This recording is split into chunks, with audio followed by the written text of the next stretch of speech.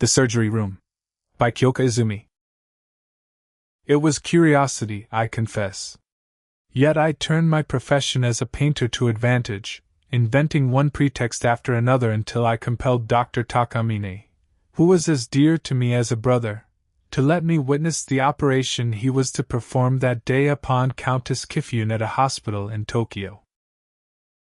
I left home shortly after 9 that morning and hurried to the hospital by rickshaw. As I made directly for the surgery room, I met, halfway down the corridor, 2 or 3 attractive young women who looked like attendants from a noble household. They had just come smoothly through the door ahead of me. Among them they were escorting a little girl of 7 or 8, dressed in a cloak. I watched until they disappeared. Nor were they the only ones. Along the long corridors from the entrance to the surgery room, and from there to the sick room upstairs, distinguished-looking men in frock coats, military officers in uniform, gentlemen in haori and hakama, noblewomen, and young ladies crossed and met one another, some walking, some standing still, weaving endlessly back and forth. I thought of the several carriages I had seen outside the gate and nodded inwardly. So that was why they were there. Some wore grave expressions, some looked anxious, and others hurried about, but not one face was calm. The quick, restless tap of shoes and the slap of sandals rang with a strange echo among the high ceilings, broad doors, and long corridors of that desolate hospital, deepening the sense of gloom. Presently I entered the surgery room. Dr. Takamine met my eye and smiled faintly.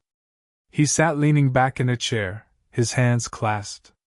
I had seen his composure before, yet here he bore a responsibility upon which the hopes and fears of nearly the whole of our country's highest society depended, and still he remained as calm and cool as though he had come to a dinner party. Few men could have done the same. There were 3 assistants, 1 consulting physician, and 5 Red Cross nurses. I noticed that some of the nurses wore decorations upon their breasts, and imagined that 1 or 2 might have been sent expressly by some august household. There were no other women in the room. A prince, a marquis, a count, and other relatives were in attendance.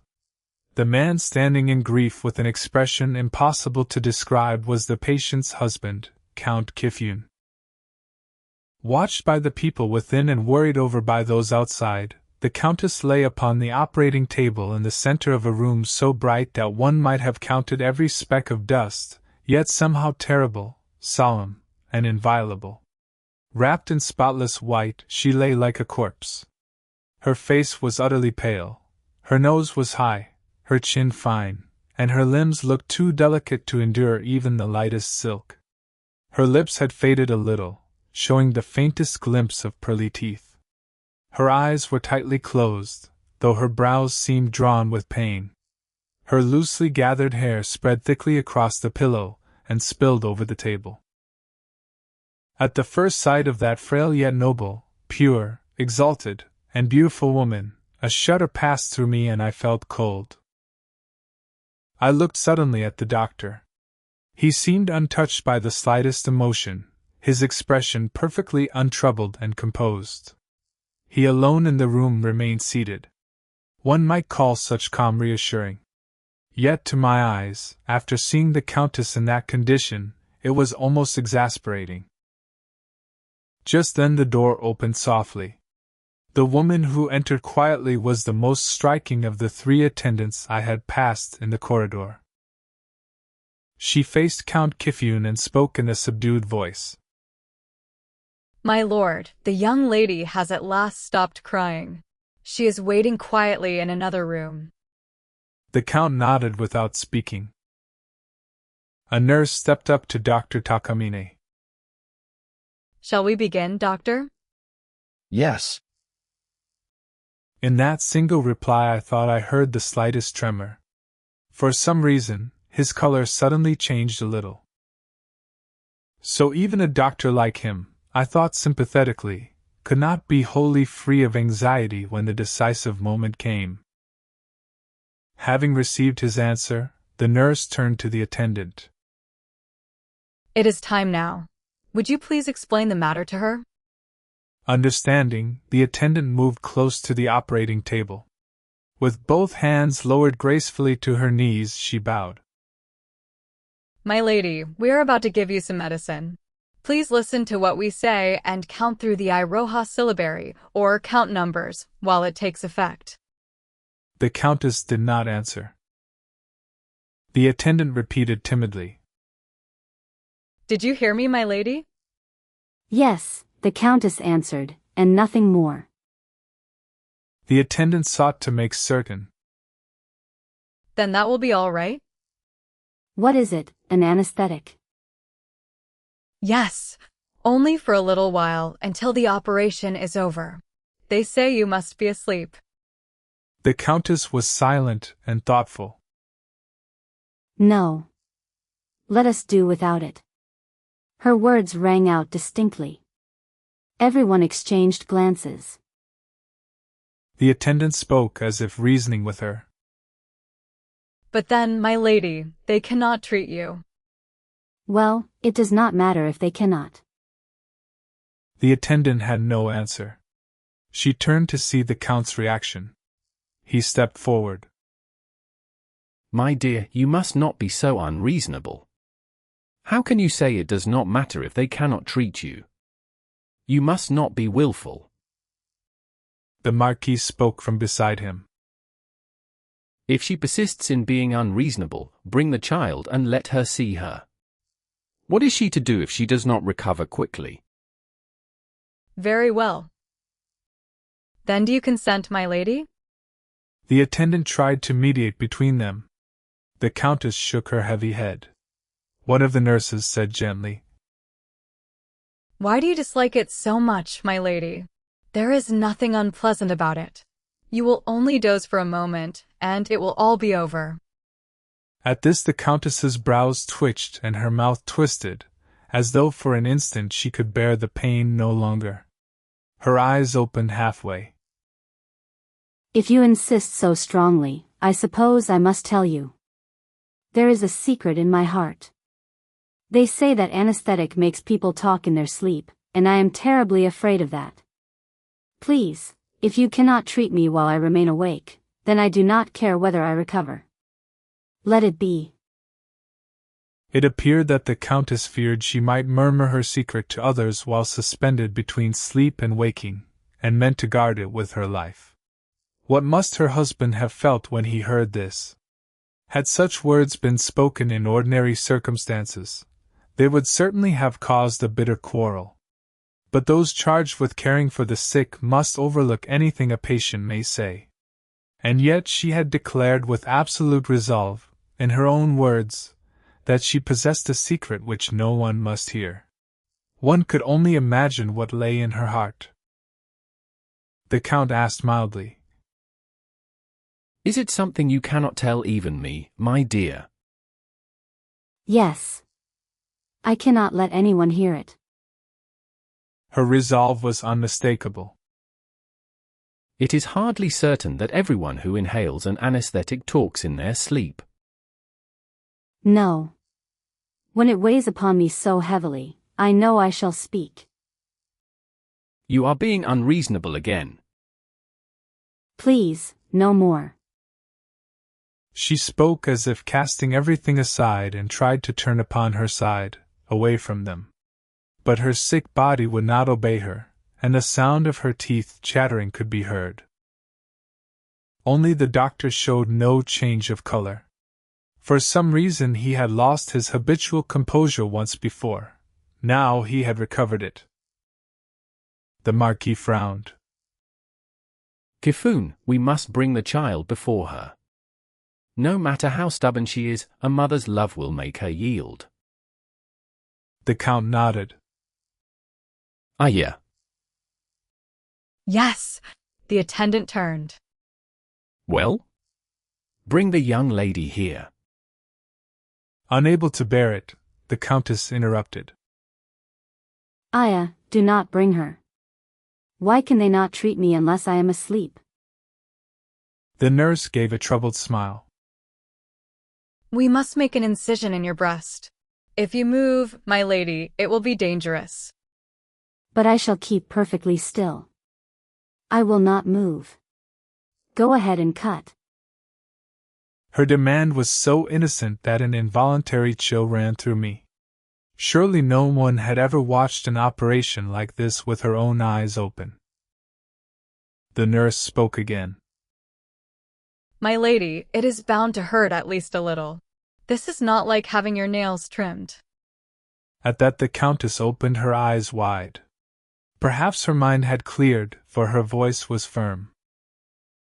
The doctor who will wield the knife is Dr. Takamine, is he not?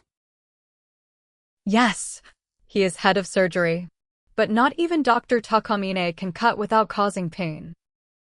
It is all right. It will not hurt.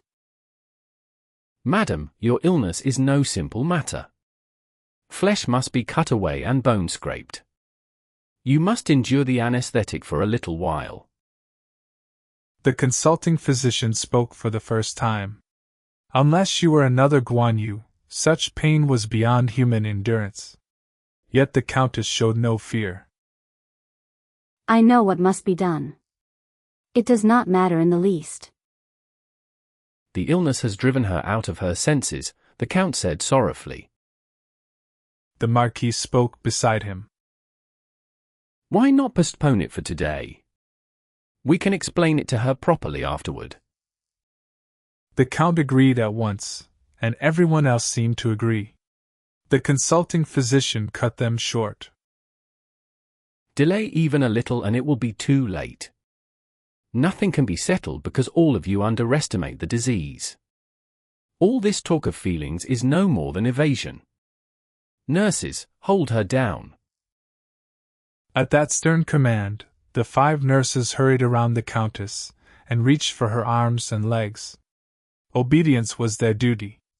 So long as they followed the doctor's order, they had discharged their responsibility. They were not required to consider any other feeling. Aya. Come to me. Oh. The Countess called to her attendant with failing breath. Aya hurriedly stopped the nurses. Please, wait a moment. My lady, please forgive us, the gentle attendant pleaded in a distraught voice. The Countess's face had gone ashen. Will none of you listen to me? If you force me, I shall die even if I recover. I am telling you to operate upon me as I am. She moved one slender white hand and, with great effort, loosened her robe a little, exposing a breast as smooth and pale as a jewel. There. Even if it kills me, the pain does not matter. I shall not move at all. It will be safe. You may cut. She spoke with unshakable resolve in both voice and expression. The dignity of her exalted rank swept through the room. Every voice died in the throat, not so much as a cough broke the silence.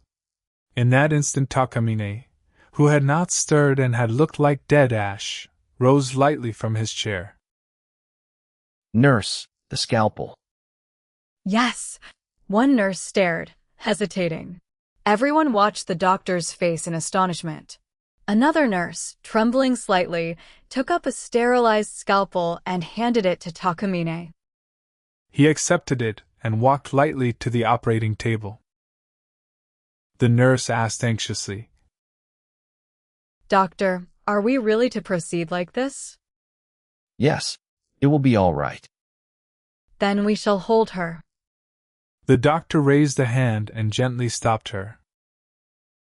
No, that will not be necessary. No sooner had he spoken than his hand had cut into the patient's breast. The Countess folded both hands across her shoulders and did not stir.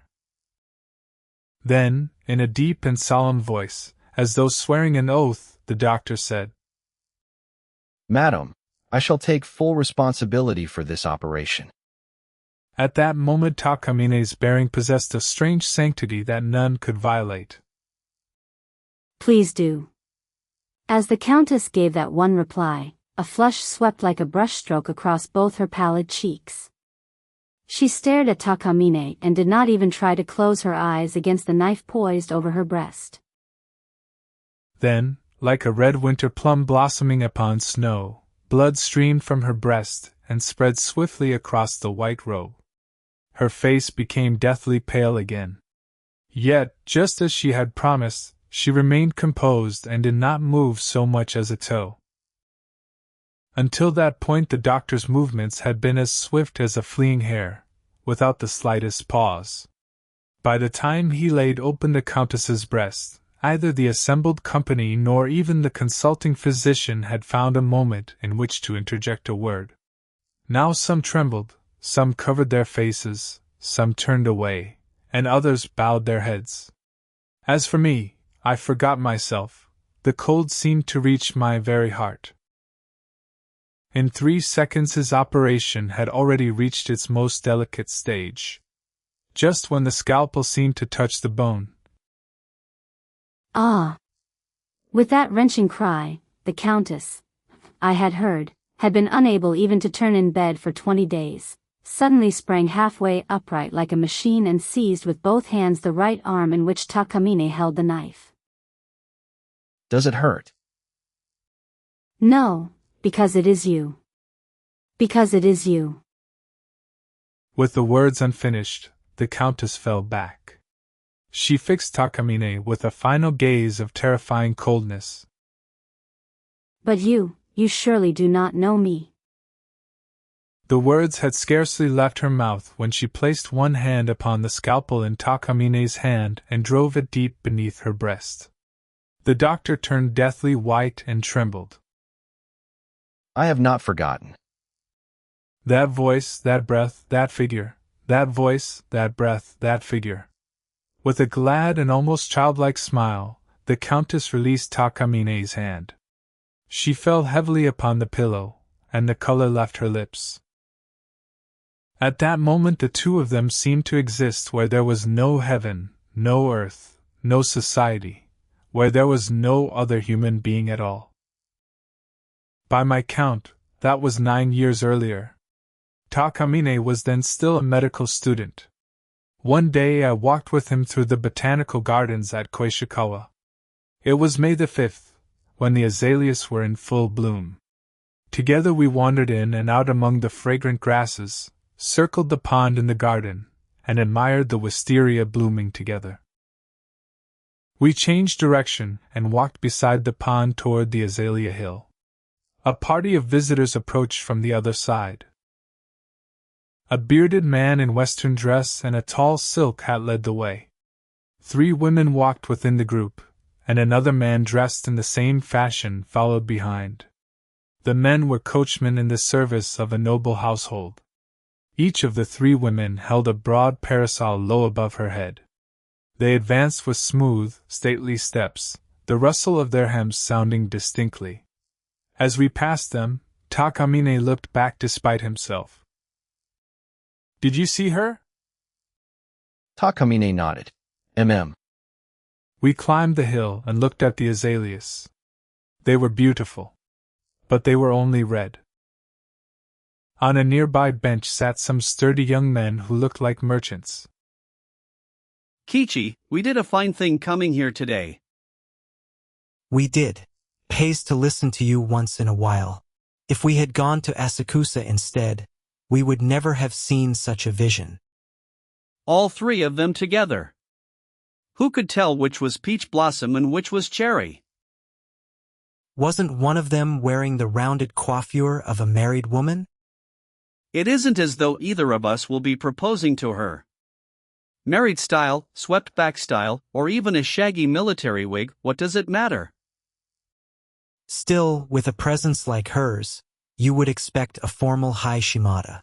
Why wear her hair in that girlish ginkgo leaf style? Ginkgo leaf? You cannot see why.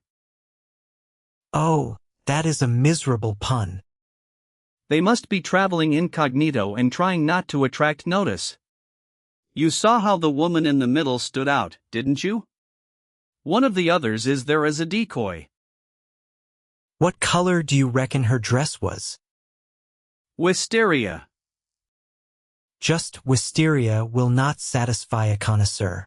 That is not like you. I was dazzled. My head bowed of its own accord, and I could not lift it again. So you fixed your eyes below her sash. Don't be a fool. That would have been sacrilege. I hardly knew whether I had seen her before she was gone. Ah, what a loss. And the way she walked, she seemed to glide past as if riding upon mist. The handling of a hem, the fall of a skirt. I never understood what those words meant until today. Noble breeding truly is something altogether different. She has risen naturally, effortlessly, into the world above the clouds. How could any creature down here imitate her? You go too far. I am not joking. As you know, I once vowed before Lord Kanpira to stay away from Yoshiwara, the northern quarter, for 3 whole years. And what did I do? I hung a protective charm around my neck and walked the embankment at midnight. It is a wonder I was not struck down. But today I have truly seen the light. What use have I for those hags? Look there. See those scraps of red fluttering all around us? They look like rubbish, like maggots writhing. Ridiculous. That is merciless. I mean every word. Look at that one. She has hands, stands on feet, wears a kimono and coat like anyone else, and carries the same sort of umbrella. Reluctantly, I must admit she is a human woman, an apprentice courtesan at that. There is no disputing it. But compare her with the lady we have just worshipped. She looks utterly smoke-stained, filthy beyond words. And they call both of them women. Ha! It beggars belief. Good heavens, what has come over you? Yet you are right. Until now, whenever I saw a half-pretty woman, I would, I caused you plenty of trouble when we walked together. But after seeing that lady, my heart feels washed clean. I feel wonderfully refreshed. From this day onward, I am done with women. Then you will never find a woman in your life. That young lady is hardly going to call out, Genkichi or whatever your name is. Heaven strike you. I harbor no such hopes. But what if she turned to you and said, You there? To tell the truth, I would run away. You too. And you? I would run as well. They looked at one another, and for a while neither spoke. Takamine, shall we walk a little? Takamine and I rose. Once we had put some distance between ourselves and the 2 young men, he said with deep feeling. Ah, that is how true beauty moves the human heart. This is your province. Study it well. As a painter, I was not so easily swept away.